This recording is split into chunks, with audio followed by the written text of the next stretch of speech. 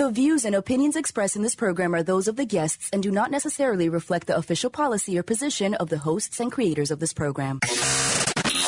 This is the Pet Buzz. This is the Pet Buzz. Freshly collected with news, celebrity pet gossip, and the latest pet trends. The Pet Buzz gives you the latest 411 on everything pet related. Everything pet related. Hosted by pet trendologist Charlotte Reed and Dr. Michael Fleck. And here's the Dynamic Pet Duo.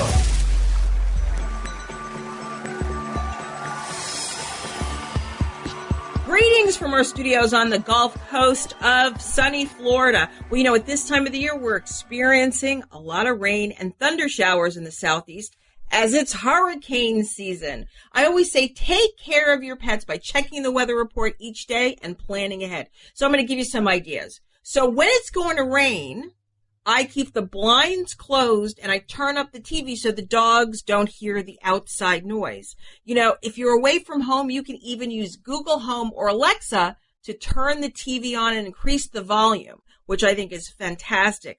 Pet cameras inside your home help monitor your pet's reaction to the outside weather condition. Crates and places for pets to hide out, like a bed under a table or a chair, help them stay calm, and they feel secure. They feel protected. They love that tight space for security. If necessary, leave a wee-wee pad down for nervous accidents. It happens. Also, I even try to schedule a walk so that we never get caught in rainstorms. Just check out the hourly weather report on your phone to help plan your walking regimen. You need to be a little flexible and kind of go with the flow this time of the year.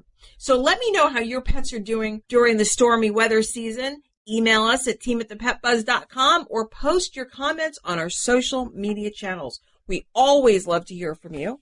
But it's that time. We got to kick off the show with our weekly countdown.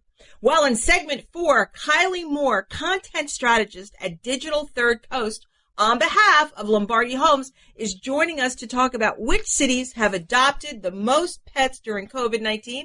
She'll also be highlighting pet owner impressions during these unprecedented times. And in our first ever sponsored segment, we are talking with Kathy Guillermo, Senior Vice President of PETA's Horse Racing Department, about changes that can be made to prevent injuries and deaths in the horse racing industry.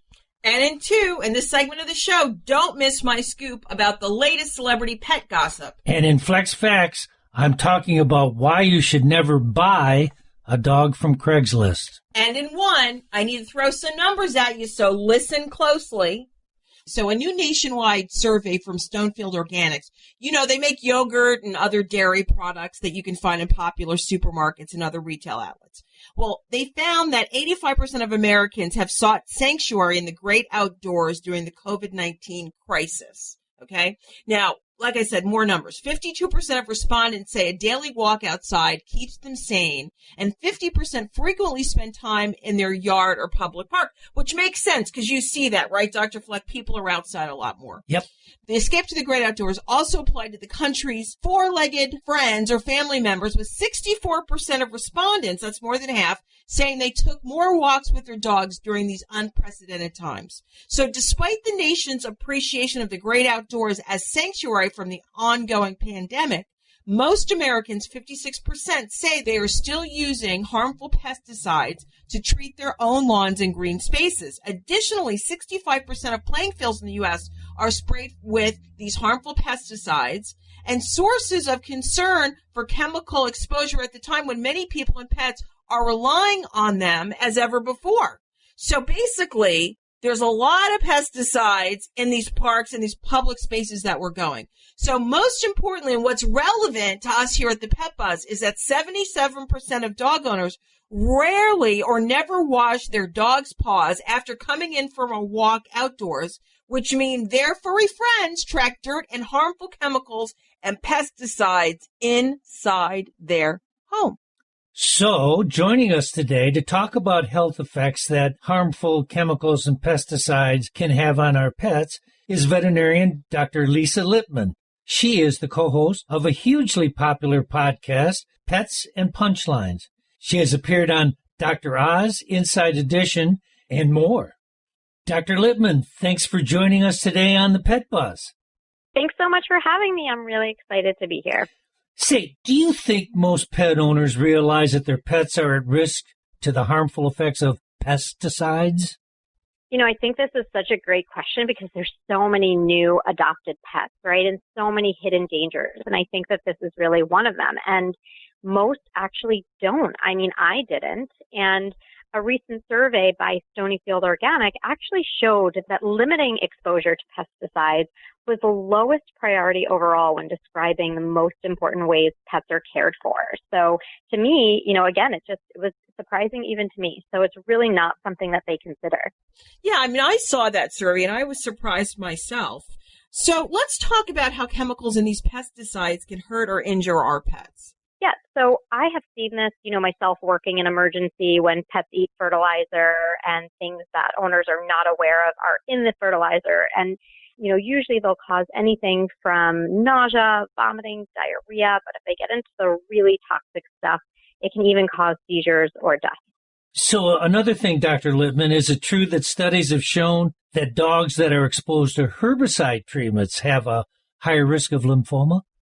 Yeah, absolutely. So Texas A&M has looked at that, and there's been studies that have showed that it's actually about a 70% higher risk of canine lymphoma after these dogs are exposed to herbicide-treated lawns. Yeah, and you never think about it, but usually if you have a lawn care guy, like I have Lawn Doctor, it's nice that they put signs up that say, don't have your dogs come on the lawn for like at least 2 hours after the treatment's been applied.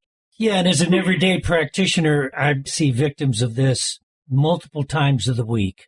So, yeah, I'm really glad that, the survey brought this to our attention and Dr. Lippman's here to answer these questions. Okay, let's talk about what pet owners can do. I mean, obviously we talked that they shouldn't, after a fertilized treatment, they shouldn't be having their pets out, but what else can they do? I love this question because I think the action items are so important. And really the easiest place is to start at home and in your own backyard. So similar how people take off their shoes before entering their house, because it's been shown that we bring in so many toxins from the outside world. So there's simple pet paw wipes that are really fantastic for this, or baby wipes, or just a paper towel with water. And then easy tips to start changing your backyard to organic is soil testing. So you actually know what's going on inside of the soil and what might be done to correctly balance it for the best health of the grass and the soil and your pet and your family. Obviously, to just stop using those harmful pesticides and herbicides. And then I would say last would be, it's recommended to have a 3-inch mowing height. And you really need less of those fertilizers and nasty chemicals to keep it healthy. So maybe this is important for us as people. Why is it important to clean your pets before they have access to our house?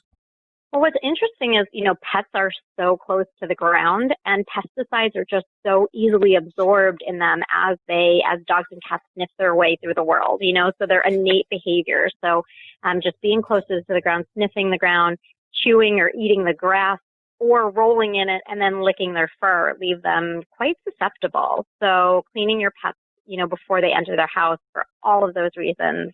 Okay, well, can you tell us about Stonyfield Organics, their Play-Free initiative, and how it pertains to pets? So the Play-Free initiative is really encouraging people to get outside right now. Now we know outside time is more important than ever. And it's just encouraging people to use organic lawn and garden maintenance for, like we talked about, the health of families and pets. And they're providing resources on their website, like we talked about, for people to switch to organic lawn maintenance. So to make all of that really easy for them. And they've even teamed up with 14 new communities to convert outdoor fields and parks to organic grounds management. Like, for example, they did in Philadelphia, in Chicago, in New York. Just really great stuff. So I'm such a fan of this initiative. Wow, just such great information for our pet listening audience. And so, Dr. Lippman, thank you so much for joining us today. And to learn more about Stonyfield Organic, visit their website at stonyfield.com. And to learn more about Dr. Lisa Lippman, visit her website at drlisalippman.com. Stay tuned. More of the Pet Buzz to come, including celebrity pet gossip and flex facts. We'll be back in a buzzworthy moment.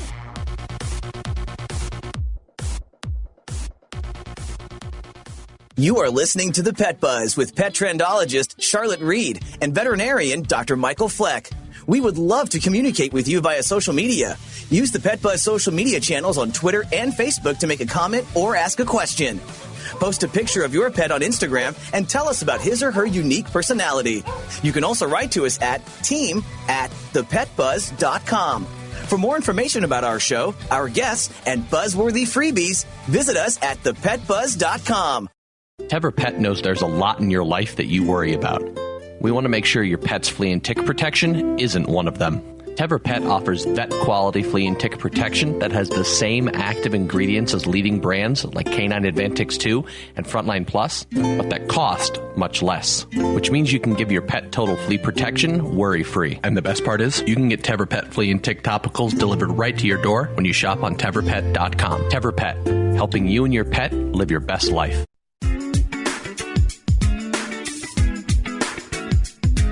How often should you bathe your pet? Well, I'm pet trendologist Charlotte Reed, and I'm asked that question often. How often you should wash your dog depends on a number of factors, including his health, breed, coat, and activity level, as well as where these activities are taking place. Dogs who spend days outside rolling and things are going to need a bath far more often than the ones who spend most of their time on the couch. Or you can always take the smell test. If your dog walked into the room and you can smell him, it's time for a bath. Make sure when it's time for a bath, you gather up all the supplies, including a non-slip mat and plenty of towels. Use shampoo formulated for dogs and turn your cell phone off to avoid distraction. And if you have a dog that hates getting a bath, smear some peanut butter on the bathtub wall and let him lick it off while you bathe him. Then he'll know bathing can really be a treat.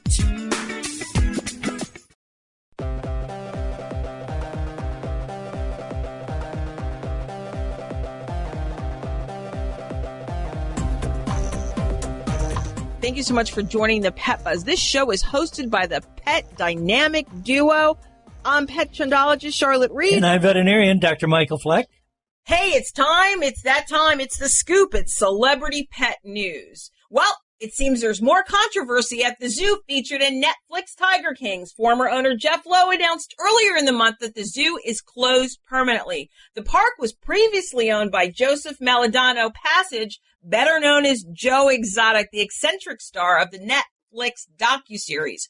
Jeff Lowe said that due to the closure, he has voluntarily forfeited his USDA, that's United States Department of Agriculture, exhibitor license. However, a USDA report indicates that Lowe's license was suspended following a July inspection that found multiple violations, including several repeat infractions. The USDA inspection found the park had not followed the proper veterinary or safety programs. The closure comes nearly 2 months after Lowe was ordered by the judge to hand over the park to Carol Baskin.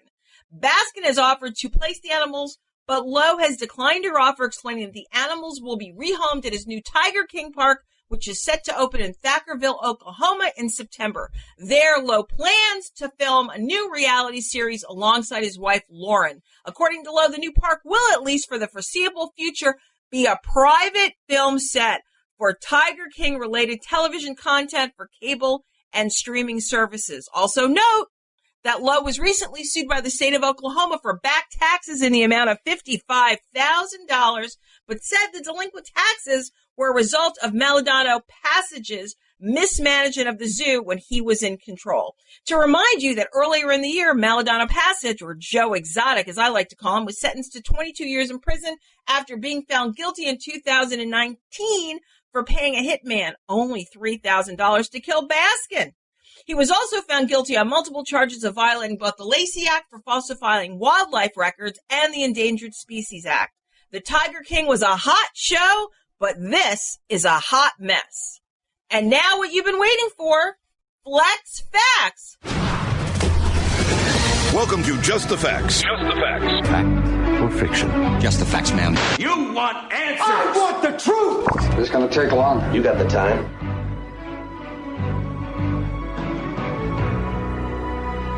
Dr. Fleck, what are we going to talk about today? Well, I am sorry to say that we will be talking about buying a dog off of Craigslist. Craigslist? Mm-hmm. Okay, so let's talk about it. You got a story? You must have. You always have a story. Just recently. a young couple came into my office on a Sunday with a very sickly and a very young puppy.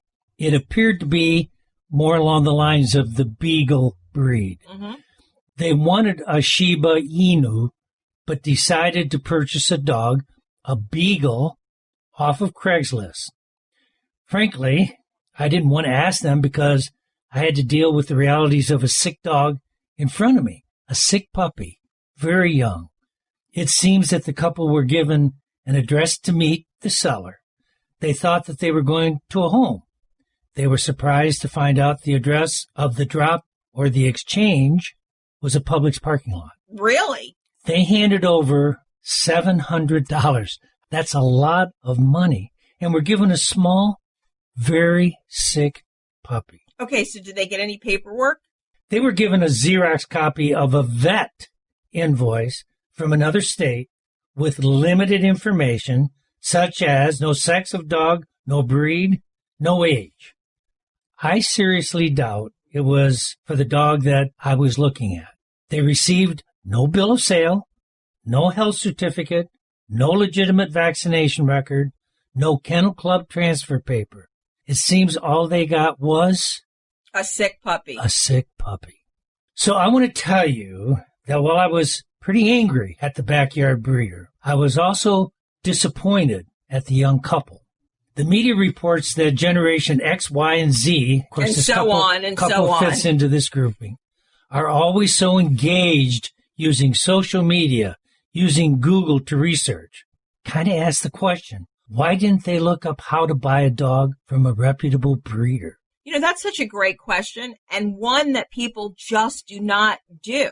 I mean, day after day, we see people buying these dogs from Craigslist, from backyard breeders, and they have the information right at their fingertips. Disappointingly, I see it every day. They should have known something was wrong when the exchange happened at a supermarket parking lot, I would think. Mm-hmm. The seller did not tell them, just gave them an address. So they were surprised when they got to the Publix. They were surprised. Okay. Now they have a sick puppy, which is, if it survives, going to cost them more than $700 in vet bills. Okay, so what did you do? How did you help the puppy? Well, the puppy had a number of things that I complain about. Mm-hmm. Part of it was a little bit of dehydration, but mostly you could see it just wasn't full of energy. It was very tiny. It certainly didn't appear to be 8 weeks of age that it was claimed to be. And it had serious skin issues, particularly in the back part of the pet. The tail was totally devoid of hair, had many scabs. The back legs had scabs. I couldn't give it vaccinations. And you said it had the left eye problem. Oh, and it had a left eye problem, too, in the front end. It sounds like it was a dog in a cage full of crap. Yeah, don't forget this was the same day that they adopted the pet, too. Because I was concerned about parvo, because they had said that there was some loose stool. Did a parvo test. Unfortunately, I didn't see a positive test, but that doesn't mean it didn't have parvo. Remember that negatives don't always mean that it's not positive. So it was having issues. What about eating? Could it eat?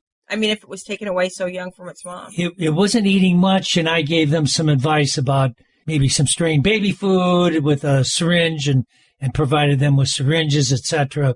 I wasn't really strongly encouraged about what could be done because we're in urgent care. We're not taking care of emergencies. Would have to give them some advice that if this worsened as the day went on, they would have to make the choice of going to the emergency for extreme emergency care. So unfortunate. So let's review. What do you need when you buy a puppy? Well, just don't buy a puppy off the internet. Real simple. I mean, we've talked about this so many times, but you kind of have to review this so people hear these stories from your weekly practice. And if they say, well, where am I supposed to go then? Well, we utilize the akc.org website. That's if you want a purebred dog. Right. If not, you can go to the local shelter. Okay. You can then go to the breed clubs and find out about the dog standards, the diseases that the breed is subject to, and what tests should be accomplished. Find off of these breed club sites the reputable breeders in your area, or most people really don't even mind going outside of the area because they really are interested in getting a pet that's going to be part of their life. If you're close by, please visit the breeder's home. No, you need to always visit the breeder's home. Also, get information from the breeder, find out what supplies you need for that new puppy. Oh, it's so sad. The puppy was so sick. I know, and it's so cute, but it was so sick. And they were so upset. Well, anything else that we need to know about? Yeah, lastly, just don't do it. Please do not buy a dog from Craigslist or newspaper ads or web advertisements. They could be stolen, they could be sick, or they could be mistreated like the one I saw. I can't say much more. That is all the Flex Facts for the week. So sad. I mean, it's so sad. I mean, I saw the puppy and it was really so sad. And I hope the puppy makes it. I really, really do. But I want you to stick around because there's more of the Pet Buzz very soon. And I bet you can't wait for my I Likey of the week.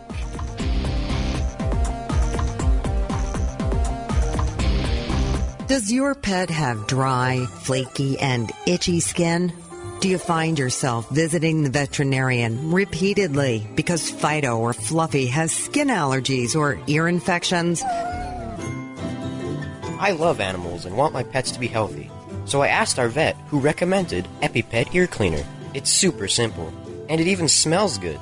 Every week I use it on both my dog and my cat to gently remove wax and debris.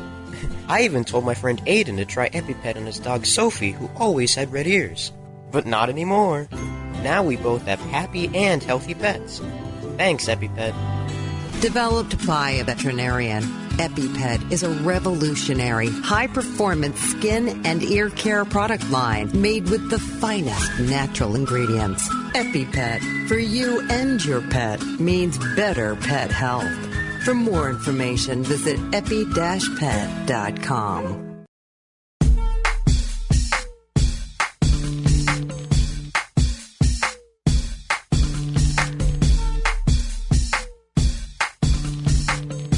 Welcome back. You are listening to the Pet Buzz, the best in pet talk radio. I'm veterinarian Dr. Michael Fleck. And I'm pet trendologist Charlotte Reed. That's the way it has to be, 'cause that's the way I like it. It's genius. I like it. I love it so much. I like it. It's to die for. I like it. Give that dog some chicken or give that dog a chicken sandwich with no seasoning or sauce. A Chick-fil-A in North Carolina recently released a video on its Facebook page of a customer coming to pick up their order. Instead of walking up to the restaurant, the man sent a personal helper to pick up the food for him, his golden retriever named Ellie.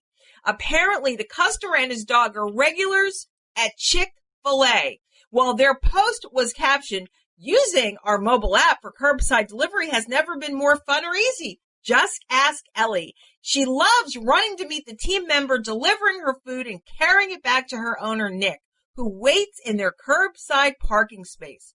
According to the restaurant, Nick said that grabbing the food is Ellie's favorite thing to do. The post concludes, "It's our favorite thing to do to serve yummy food to happy guests, four-legged guest included."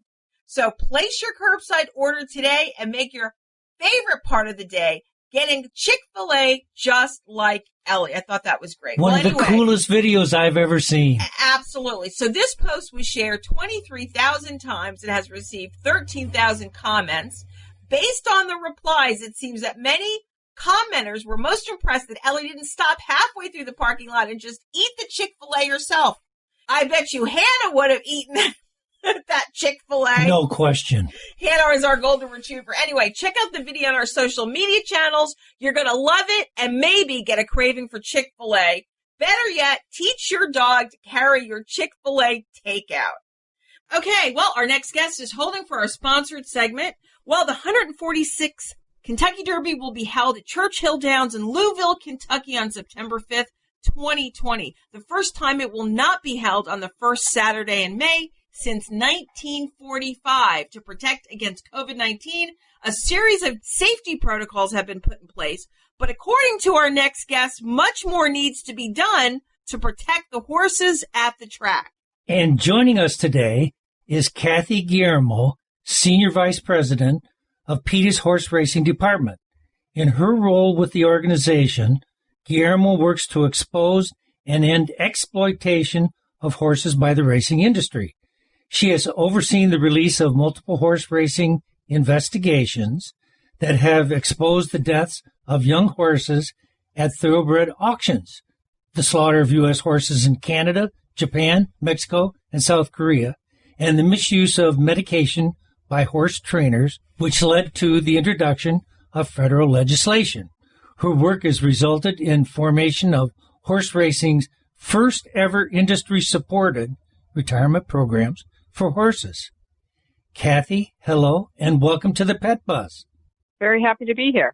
Can you tell us how many horses are injured on racetracks each year?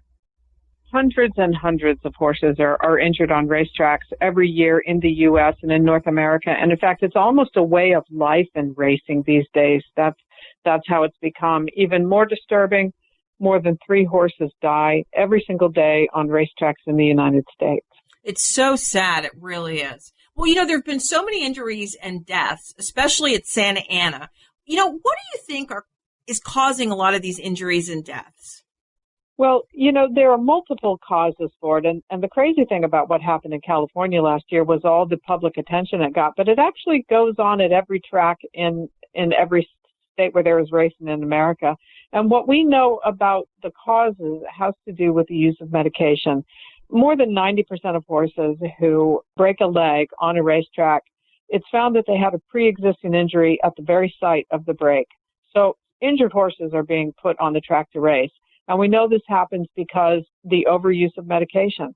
In the weeks before a race, they're given multiple injections of anti-inflammatories, painkillers, muscle relaxants, sedatives.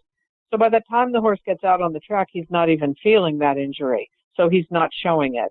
And then he gets out there and breaks a leg, and that's a death sentence. It really is. We've actually seen that happen on a racetrack. Go ahead, Dr. Fleck. You had a question. What are the racetracks doing to prevent injuries and even deaths?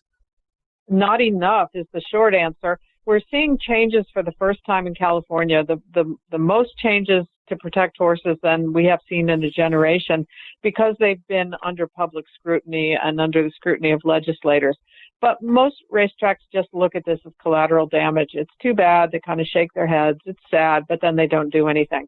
We need the drugs gone out of racing entirely. And until the racetracks grapple with all the issues that contribute to the death, the horses will continue to die. So sad. It really is. Can you talk a little bit about what are the most serious issues PETA would like to have changed regarding the horse racing industry? You had some great suggestions, so review them with us. Well, first of all, those drugs I just mentioned have to be banned in the 2 weeks before a race. If a horse needs that medication for an injury or for soreness, then that horse shouldn't be racing. And they have to figure out how to do this in a way that makes sense because every injured horse deserves sufficient time to get better, to recuperate. Dirt tracks is another problem. The United States, North America, is one of the few racing jurisdictions in the world that still runs horses on the very hard surface of dirt. In most parts of the world, they run on turf or grass. There are relatively few turf races in the U.S. compared to dirt. But what we know for certain is that synthetic track is the safest track for horses. There are fewer deaths on high-quality synthetic material than on anything else. So we want those tracks changed to synthetic. We'd like to see cutting-edge CT scan equipment installed at every track. It's low radiation. It can be done quickly without anesthetizing the horses, and they can detect those injuries that I was just talking about. And we need to get rid of trainers who are breaking the rules. Right now, they just get a slap on the wrist. They get a fine of a couple of $100. They go back to work. If they're really heavy violators, they might be banned for 30 days, but that's very unusual. Anybody who violates the rules and puts a horse at risk needs to be kicked out of racing, period. It's interesting because not such a long, I live in Florida now, but when I lived in New York, I was a public member for the New York State Veterinary Board. And one of the things that I always remember, we never, unlike other professions, we saw less cases than other groups like nurses and accountants and lawyers and professions like that. But a lot of times when we did see the few horse racing cases that did come before the board, I have to say there was one common denominator in all of those. And it was because there were drug and alcohol problems and gambling problems. That's who we saw when we saw the vets or people come before the board. They always had the same issues. And it's unfortunate that people were not exercising good judgment and really put the horses as the priority. Right, Kathy? Oh, that's so true. I mean, one thing this industry has not done, in spite of all that they will tell the public they've done, is put the horses first. These horses have become commodified. They're a way to make a living, and they are not seen as the very individual beings that they are. Most racehorses have ulcers, for example. They're so stressed by the kind of lives that they lead that they develop these physical issues that you never see in a horse off a racetrack. NFL football and college football have already made the adjustments. It's probably time for the horse racing industry to make some adjustments too. Well, I was just going to say the only way that horse racing has a chance to survive is if it changes. It's been in decline for many years. There are now major newspapers that are editorializing against horse racing entirely. So if they don't change, they're going to die in very much the same way the horses are right now. We want to make sure that it's done properly, just like every other sport. So, Kathy, thank you so much for joining us today. I appreciate it. Thank you. We're glad Kathy came to join us. I mean, one of the great things about having this show is to really understand not just one side of an issue, to understand all sides of an issue, and to have people from diverse backgrounds come on. I mean, Kathy's been in this industry for such a long time, so I'm glad that we had the opportunity to have her on. Well, everyone, to remind you, that was Kathy Guillermo, Senior Vice President of PETA's Horse Racing Department, discussing issues PETA would like to have changed regarding the horse racing industry. For more information, please visit PETA, that's PETA.org. To remind you, this is a sponsored segment.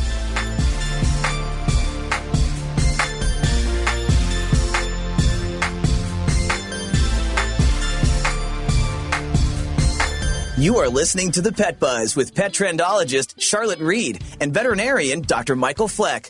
We would love to communicate with you via social media. Use the Pet Buzz social media channels on Twitter and Facebook to make a comment or ask a question. Post a picture of your pet on Instagram and tell us about his or her unique personality. You can also write to us at team@thepetbuzz.com. For more information about our show, our guests, and buzzworthy freebies, visit us at thepetbuzz.com. ThePet knows there's a lot in your life that you worry about. We want to make sure your pet's flea and tick protection isn't one of them. ThePet offers vet-quality flea and tick protection that has the same active ingredients as leading brands like Canine Advantix 2 and Frontline Plus, but that cost much less, which means you can give your pet total flea protection worry-free. And the best part is, you can get ThePet flea and tick topicals delivered right to your door when you shop on ThePet.com. ThePet, helping you and your pet live your best life.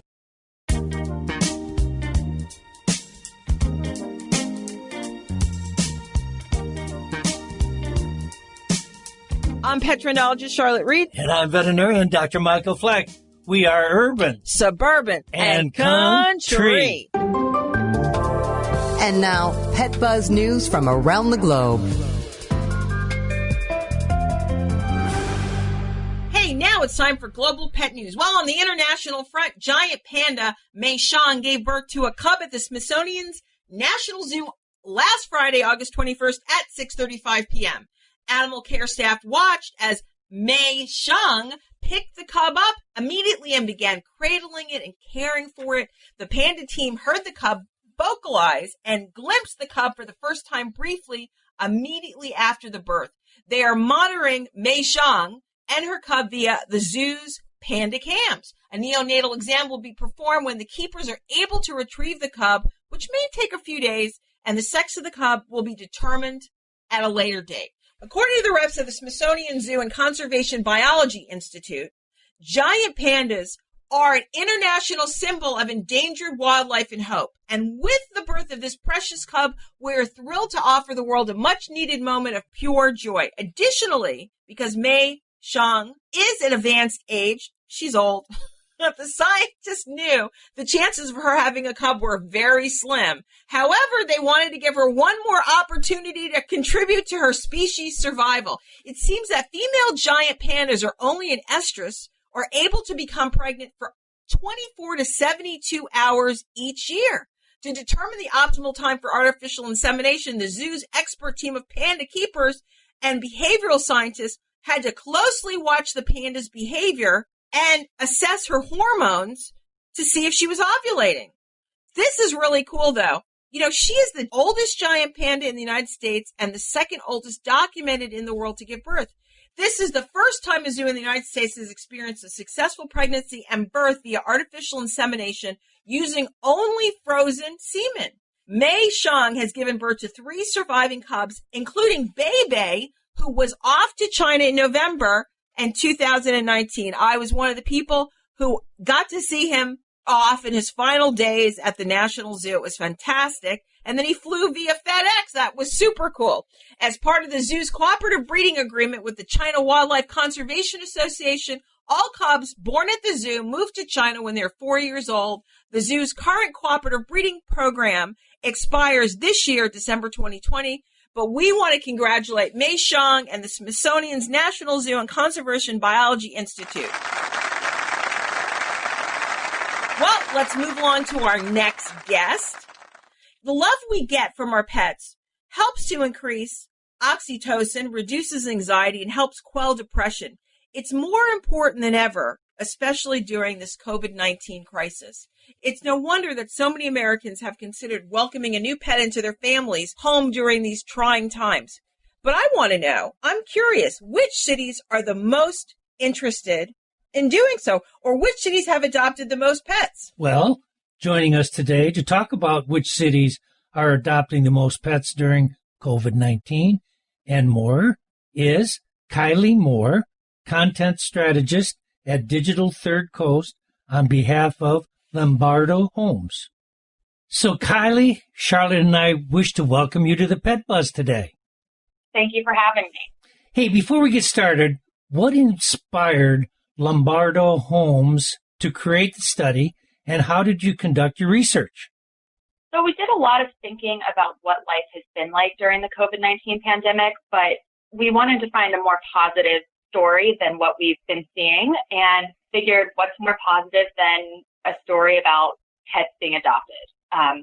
Given the number of shelters that have actually been emptied out during COVID-19, we figured that determining cities with the most interest in adopting pets was, the best way to go. So to do this, we used Google AdWords to analyze search volumes for more than 5,000 adoption-related terms in the 50 largest cities across the country. And in addition, we surveyed current pet owners about what it's been like to live with their pets during quarantine. Well, then let's move into the meat of your study. So what are the top 10 cities adopting pets during this COVID-19 pandemic? Number 1 is Oakland, California, and it was followed by San Jose, Los Angeles, Arlington, Miami, Fresno, New York, Denver, Long Beach, and Chicago. I can't speak to the pet friendliness of the other cities, but I'm in Chicago, and it's definitely pet friendly. I live a block away from an off-leash dog park, so. Yeah, and actually, it's really one of the things I like to do when I'm in Chicago. I like to go on the canine cruise. Have you ever done that? Oh, yeah. That's so fun. I haven't, but it's on my list. Well, I'm just curious, is it just first-time pet owners looking to adopt, or are current pet owners looking to grow their pack, their family pack? No, we found that a lot of current pet owners actually have given some thought to growing their pack during this time. Our survey respondents, 2 in 5 said that they had considered getting another pet during the pandemic. Most often that was a dog, followed closely by cats. Interesting. Yeah, definitely. So if you've just joined us, we're talking with Kylie Moore, content strategist at Digital Third Coast on behalf of Lombardo Homes. So Kylie, according to your research, has living with a pet during the coronavirus pandemic and subsequent quarantine been a positive experience for those you surveyed? Yes, definitely. It's been a positive experience for an overwhelming majority of the people that we surveyed, not just for pet owners, but for pets too. 94% of owners said that they have leaned on their pet for emotional support during this time, and 95% said that they think that their pet has really enjoyed having them home more. So let's talk about having pets at home. What have we learned about having pets at home? Other than those crazy videos when people are working and they're being interrupted, especially if you've seen those TV ones. where you've got newscasters, or I don't know if you saw that Thai one. The cats were fighting in the background. She's conducting a very serious financial interview, and her cats start warring. It's crazy. Yeah, I mean, my dog is locked in the bedroom right now, so I definitely feel that. But we've learned that people are really taking advantage of the extra time that they're getting with their pets right now. 64% said that they use the time to bond more with their pets. People are even spending more on their pets than they did prior to COVID-19. An average of $82 more, which is definitely no small amount, but that's going to things like food, treats, and toys. But like you said, it's definitely not all smooth sailing, especially during work time. Well over half have had their work interrupted by a pet, and close to half have definitely felt that level of annoyance or frustration with a pet during quarantine. You know, it's funny. I'm glad that you mentioned the walks, because there's an international news story right now. In Germany, the Minister of Agriculture is trying to mandate getting dog owners to walk their dogs a few times a day for at least an hour each time. That's a little extreme. Yeah. Well, anyway, so what can you tell us about people and pets and their walking habits? That's definitely good for everybody involved. It's certainly an easy way to stay sane during these times, and we're definitely doing more of it. On average, we are up from 2 walks a day to 3 prior to COVID-19. And one of the interesting things that we found was that, despite mask mandates across the country, 1 in 4 aren't wearing a mask while walking their pet. Really? Yeah. Okay, Kylie, thanks so much for joining us today. Thanks for that great information. We love having these studies. Really important information, yes. Because people want to know what other people are thinking and what other people are doing. Wouldn't you agree, Kylie? Oh, absolutely. I don't think that there's anybody that isn't curious about what, their neighbors are doing. Sure. My neighbors, people I see. Yeah, Charlotte's really worried about her neighbors all the time. Oh, well. Oh, enough. Well, interesting information as more people seem concerned about their pet contracting COVID-19. To remind you, that was Kylie Moore, Outreach Manager, Digital Third Coast, on behalf of Lombardo Homes. So, to learn more about this enlightening research, visit our social media channels. I'm going to put the link to the survey on our channel so you can check it out yourselves.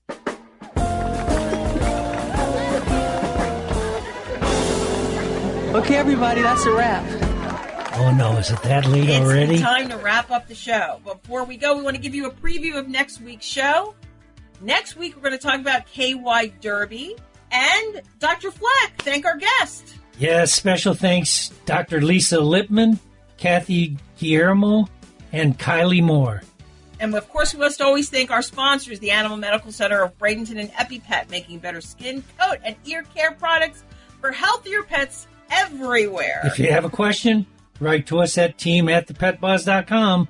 We'll cover it on next week's show. And if you've missed any portion of the show, visit our social media channels as well as your favorite streaming channels and listen to the Linked podcast on Monday morning. Most importantly, remember, we're here each week to help you take better care of your pets. Peace out and pet love. Goodbye. Thank you for listening to this episode of The Pet Buzz. The Pet Buzz is hosted by the dynamic pet duo, pet trendologist Charlotte Reed and Dr. Michael Fleck. Tune in each week for the latest 411 on everything pet related. Visit our website at www.thepetbuzz.com. Learn more about us, the show, and our guests.